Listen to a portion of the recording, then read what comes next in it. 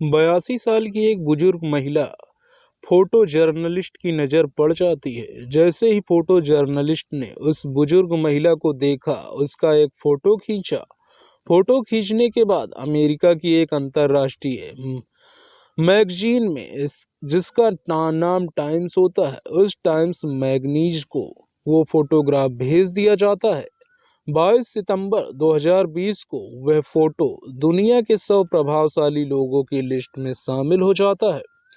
अब जैसे ही उस बुजुर्ग महिला का वो फोटो टाइम मैगजीन में प्रकाशित होता है, पूरे भारतवर्ष में इसकी चर्चा होने लगती है। और चर्चा हो भी क्यों ना, दरअसल उत्तर प्रदेश के जिला हापुड़ का थाना हाफिजपुर लगता है और हाफिजपुर का ही एक गांव है कुराना। वहां के रहने वाली वो बुजुर्ग महिला जिसका नाम बिल्किस होता है, बिल्किस का फोटो छप जाता है। दरअसल बिल्किस दिल्ली के शाहीन बाग में धरना प्रदर्शन कर रहे लोगों के सीएए और एनआरसी के विरोध में, वहीं पर वो महिला बुजुर्ग भी अपना धरना प्रदर्शन में शामिल थी। जब फोटो खींचा और उसके बाद में वायरल होना शुरू हो जाता है। लगभग 4 साल बीत जाते हैं और यह मामला उस वक्त बड़ा हाईलाइट होता है।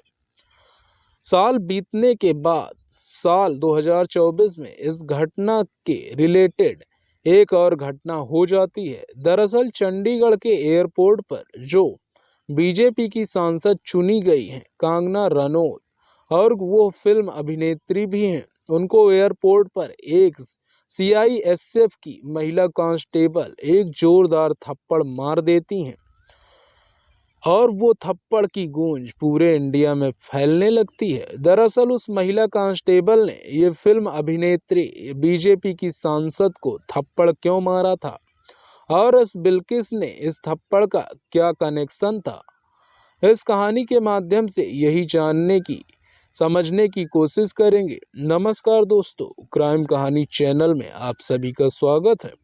दोस्तों, यदि आपने अभी तक चैनल को सब्सक्राइब नहीं किया तो सब्सक्राइब कर लीजिए, क्योंकि आपके एक सब्सक्राइब से हमें मोटिवेशन मिलता है। तो आज की जो सच्ची घटना है आपको बताने जा रहा हूँ। इस सच्ची घटना शुरू होती है चंडीगढ़ से लेकर। बात कर रहा हूँ 7 जून 2024 को संसद भवन के अंदर एनडीए की संसदीय दल की एक बैठक होनी थी और बैठक को संबोधित करने वाले थे नरेंद्र मोदी जी। इससे पहले की बैठक शुरू होती, बैठक से पहले ही एनडीए के द्वारा चुने गए जितने भी लोकसभा प्रत्याशी होते हैं, सबको सूचना दी जाती है कि आपको संसद भवन में 7 जून 2024 की दोपहर में शामिल होना है और बैठक का हिस्सा बनना है। अब जहां जहां भी संसद होते हैं पूरे इंडिया के अंदर, वे वहां से शामिल होना शुरू हो जाते हैं। दरअसल 6 जून 2024 को हिमाचल प्रदेश की मंडी लोकसभा क्षेत्र में चुनी गई सांसद जिसका नाम होता है कंगना रनौत, जो कि फिल्म अभिनेत्री भी होती हैं, मंडी से चंडीगढ़ पहुंचती हैं। चंडीगढ़ के एयरपोर्ट पर, और एयरपोर्ट पर जब भी कोई हवाई जहाज से सफ़र करता है तो कुछ प्रक्रियाओं से होकर गुजरना पड़ता है। उनकी जो तलाश ली जाती है, उनके सामान की भी चेकिंग होती है। तो कंगना रनौत के भी सामान की चेकिंग हो रही थी, उनकी भी तलाशी का नंबर आता है। पहले केबिन से निकलकर जाती हैं, दूसरे केबिन पहुंचती हैं तो वहां पर सीआईएसएफ की एक महिला कांस्टेबल होती है। महिला कांस्टेबल से उनका आमना सामना होता है और बातचीत का सिलसिला थोड़ा सा जैसे चेकिंग के दौरान ही करते हैं। तो इसी बीच में दोनों के बीच में गर्मा गर्म बहस हो जाती है और बहस धीरे धीरे बढ़ने लगती है, क्योंकि वहाँ दूर दूर तक, यानी कि कह सकते हैं 10-15 फुट तक कोई आदमी नहीं होता। इसीलिए वो जितने हिसाब से बोल रही थी, शायद किसी ने उस आवाज़ों को सुना नहीं। लेकिन इसी बीच में उस महिला कांस्टेबल को सीआईएसएफ से होती है इसका गुस्सा आता है कि वो एक जोरदार थप्पड़ कंगना रनौत के गाल पर जड़ देती है। और जैसे ही कंगना रनौत के गाल पर थप्पड़ चढ़ा जाता है तो कंगना रनौत के साथ एक टीम होती है, उसकी भी अपनी सुरक्षा होती है। साथ ही एयरपोर्ट पर जो सुरक्षा कर्मी मौजूद होते हैं वो भी अब चारों तरफ से हड़क मच जाती है। और जैसे ही हड़क मचता है तो हर कोई ये सोचने पर मजबूर हो जाता है कि आखिरकार ये सीआईएसएफ की महिला कांस्टेबल ने फिल्म की हीरोइन यानी कि बीजेपी की सांसद कंगना रनौत को थप्पड़ क्यों मारा। अब इस अभी ये दोपहर लगभग 3 बजे के आसपास का वाकया रहा होगा और शाम होते होते दो वीडियो सोशल मीडिया पर बहुत तेजी से वायरल होने लगते हैं। अब हर कोई ये जानना चाहता था कि किसने थप्पड़ मारा, क्यों मारा, क्या वजह थी। बहुत सारे सवाल थे, हर कोई इन सवालों के जवाब जानना चाहता था। दरअसल थप्पड़ मारने वाली जो महिला कांस्टेबल होती है उनका साल 2009 में सीआईएसएफ के लिए चयन होता है और उनका जो कार्यकाल था बड़े ही शानदार तरीके से चल रहा था। उनके ऊपर कोई किसी तरह का विवाद नहीं था, लेकिन 6 जून 2024 को अचानक से वह सुर्खियों में आती हैं। और सुर्खियों में आने की वजह थी कि उन्होंने एक हीरोइन को, एक बीजेपी की सांसद को जो थप्पड़ मार दिया था। दरअसल उनकी शादी भी सीआईएसएफ के एक कांस्टेबल से होती है और उसी चंडीगढ़ के जो एयरपोर्ट होता है वहीं पर उनकी पोस्टिंग होती है। 2 बच्चे भी होते हैं इनके। दरअसल यह पंजाब के जो जिला कपूरथला है वहाँ का ही एक गांव लगता है, सुल्तानपुर लोधी। वहाँ की ये रहने वाली होती है और यही चेकिंग कर रही थी। लेकिन इन्हें क्यों मारा जाता है हर कोई जानना चाहता था।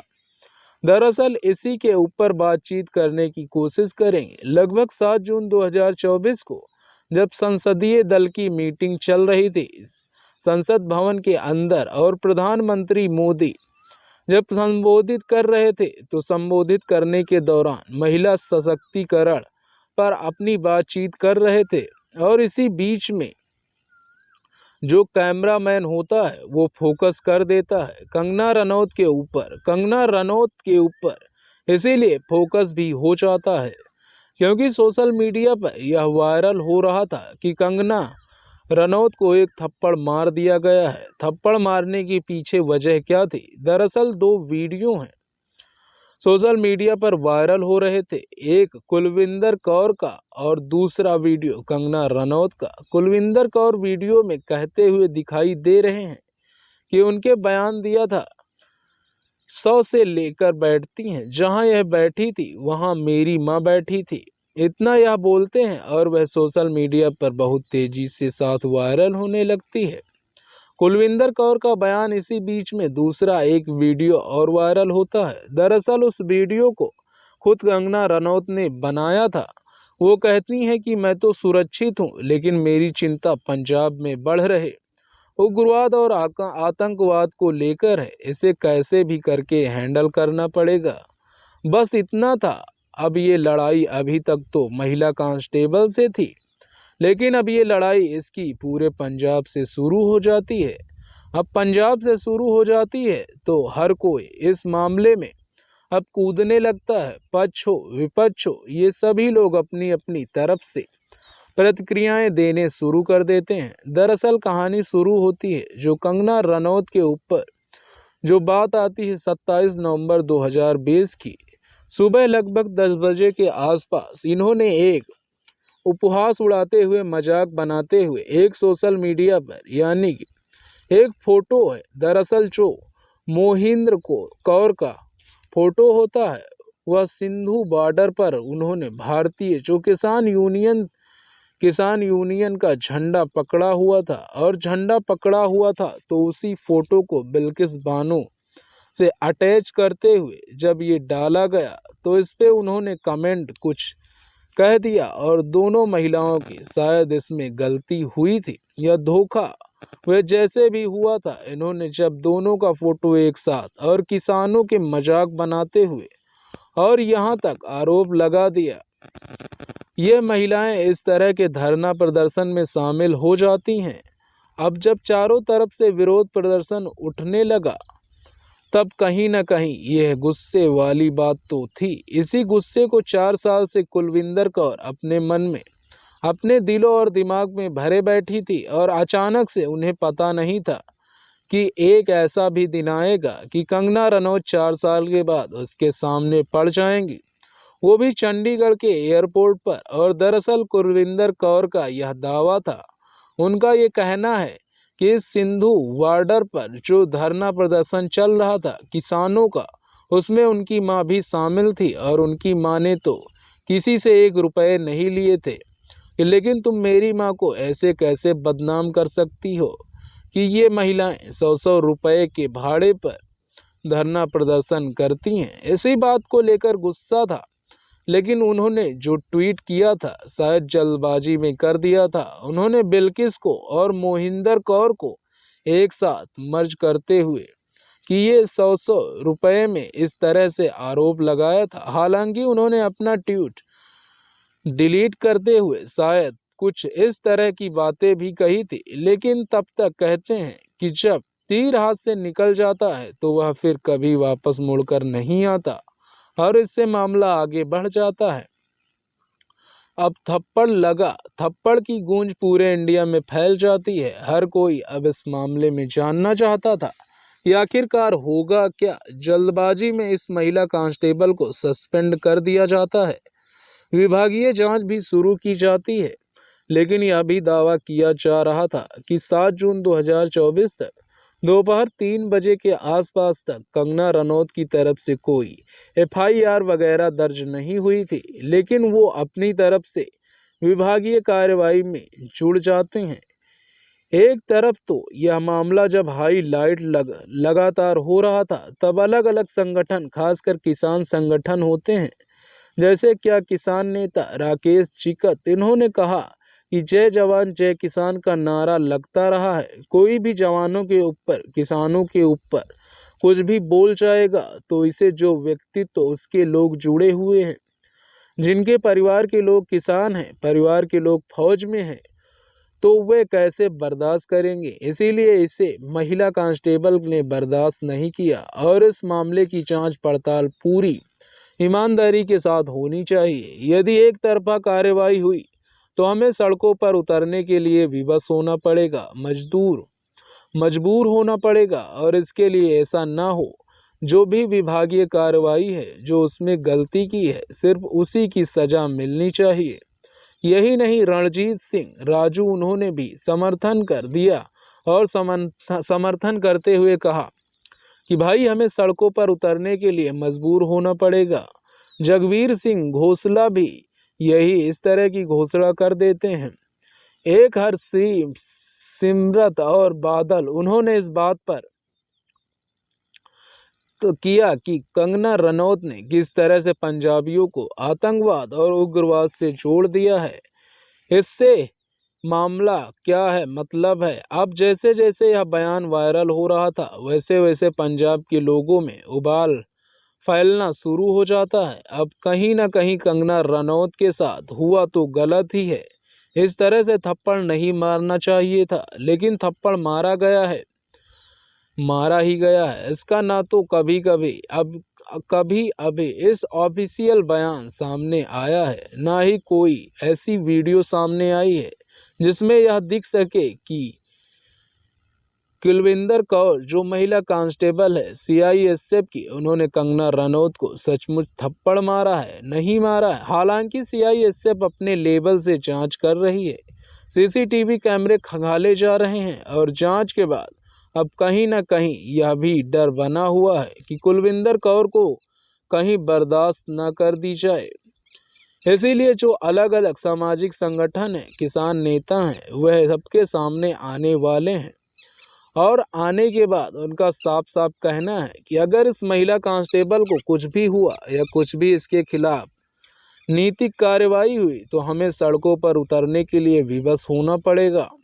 अब जैसे ही सोशल मीडिया पर ये कहानी अलग अलग रूप में चलने लगते हैं, तो बड़ी संख्या में लोग इसे देखने लगते हैं और अब ये देखने लगते हैं तो मैंने उसके कुछ कमेंट देखने शुरू किए।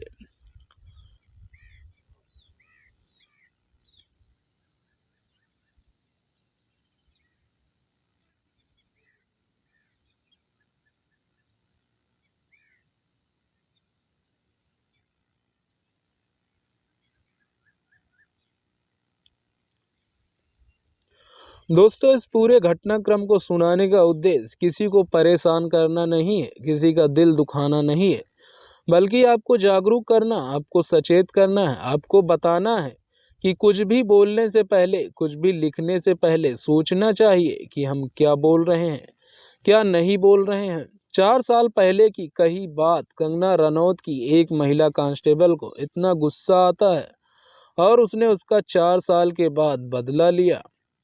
जाते जाते आज के इस कहानी में आपको मैंने बताया, कैसा लगा कमेंट में बताना। इस कहानी के बारे में अपनी राय कमेंट में बताना। दोस्तों, अभी तक आपने क्राइम कहानी चैनल को सब्सक्राइब नहीं किया तो सब्सक्राइब कर लीजिए, ताकि इसी तरह की क्राइम की कहानियां आपको मैं सुनाता रहूं और आप सचेत रहें, सावधान रहें। दोस्तों, मिलते हैं इसी तरह की आगे की कहानियों में। तब तक के लिए हमें इजाज़त दें और आप सभी अपना ख्याल रखें। धन्यवाद।